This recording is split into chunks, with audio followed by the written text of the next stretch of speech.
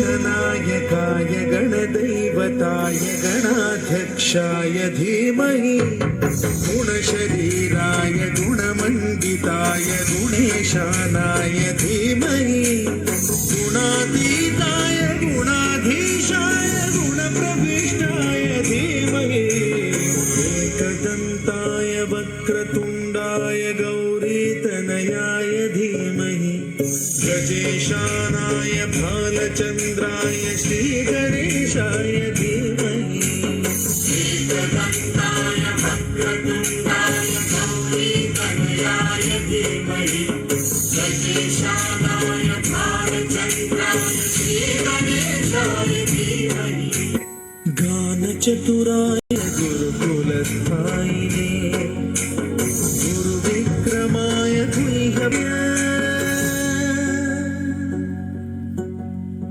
गीतसाराय गीततत्त्वाय गीतगोत्राय धीमहि